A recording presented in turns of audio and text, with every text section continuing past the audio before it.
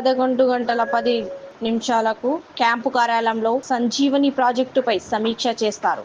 మధ్యాహ్నం 12:10 సచివాలయంలో quantum computers manufacturing కంపెనీల ప్రతినిధులతో సమావేశమవుతారు. మధ్యాహ్నం 3:30 ఆర్టీజీఎస్ పై సమీక్ష చేస్తారు.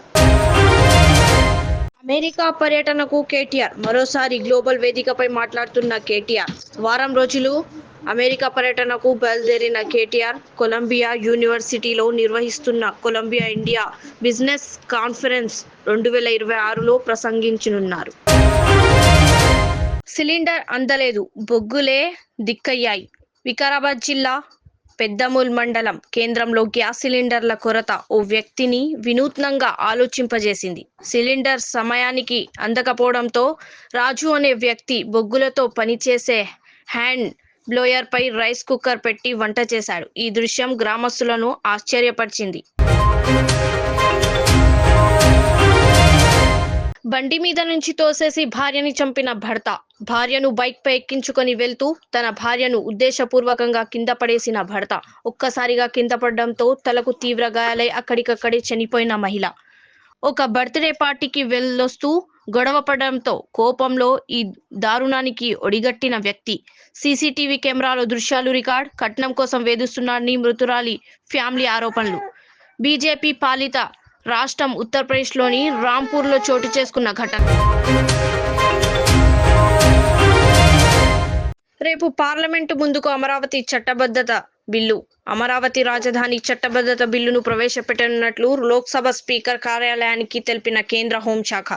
ఏపీ పునర్విభజన చట్టం సవరణ బిల్లు 2026 పేరుతో లోక్సభకు బిల్లు. రేపు కేంద్ర కేబినెట్ భేటీలో సంబంధిత బిల్లుకు ఆమోదం. వెంటనే లోక్సభలో బిల్లు ప్రవేశపెట్టనున్న కేంద్ర ప్రభుత్వం.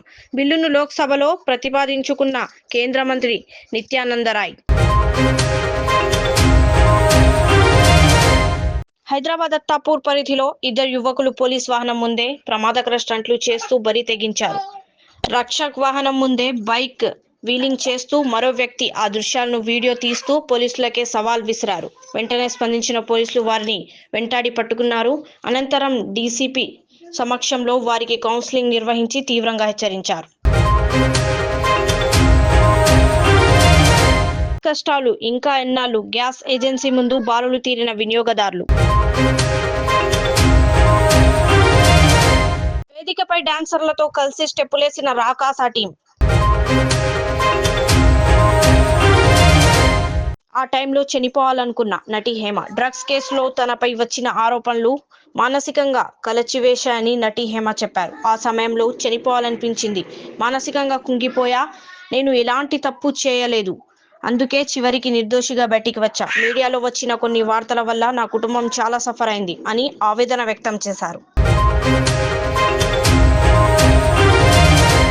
హైదరాబాద్లోని ఎన్టీఆర్ మార్గంలో చోటు చేసుకున్న ఒక వింత సంఘటన సామాజిక మాధ్యమాల్లో వైరల్ అవుతోంది. ట్రాఫిక్ పోలీసులు తనిఖీలు చేస్తుండగా ఓ బైకర్ ఆగకుండా తప్పించుకోవడానికి ప్రయత్నించాడు. ఆ బైకర్ను ఆపడం సాధ్యం కాకపోవడంతో వెనకాల కూర్చున్న యువతి చేతిలోని ఫోన్ను ఒక పోలీస్ కానిస్టేబుల్ లాక్కున్నాడు. ఈ చర్యపై నెటిజన్లు భిన్నాభిప్రాయాలు వ్యక్తం చేస్తున్నారు.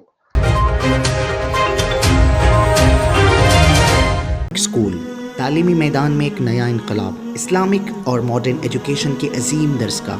23 साल तजुर्बे के बाद तलबा और तालिबात के लिए रियाज इस्लामिक स्कूल पेश करता है हिफ्ज़ कुरान, नाज़िरा कुरान, क़ायदे के अलावा नर्सरी ता 10वीं जमात तक के तालीम का बेहतरीन नज़्म।